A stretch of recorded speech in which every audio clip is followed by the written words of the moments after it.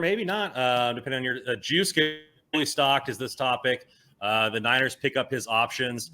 Now, obviously, he's a very dynamic player. I thought I saw something on Twitter today that he's one of like 6 guys that has made the Pro Bowl the last 6 seasons. Right. Obviously, there's only like 3 fullbacks in the league, so he's definitely the best one.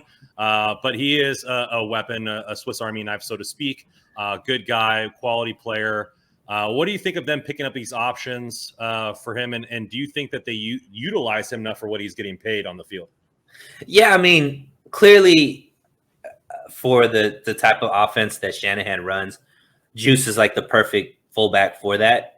I'm never somebody that like, I want players to get the bag as much as possible, so I'm never opposed to paying a guy. But I would like to see him utilized more, Randon. I mean, I think he could do a lot more than what the team asked of him. He's pretty good at pass catching. He's pretty, he in spot duty when he's running the ball, he does pretty well as well. Obviously, he's there because of his blocking prowess, but yeah, use him in a little more gadget plays. Use him a little bit more where it's not just like completely blatant, like on 4th and 2 or 4th and 1 or whatever they did when that play got blowed up. But yeah, I mean, I think it's a good pick. He's he's the best player for that role in the league. Why mess around? Like, it's such an important role. He knows how to play it. He loves being in San Francisco.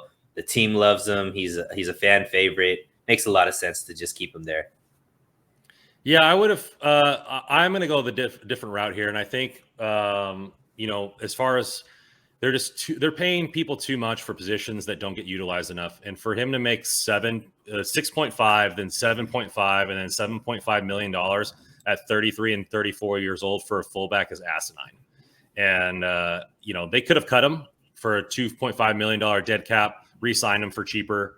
And he still got his money and everything like that. Chances are that he wouldn't have left. But that's like $7.5 million for a fullback is ridiculous. I know that they do have extensions with Debo and Bosa coming up. But if he's getting paid $7.5 million, he better be on the field for like 80% of snaps, 500 yards receiving. Like they need to utilize him a lot more to justify that money, in my opinion.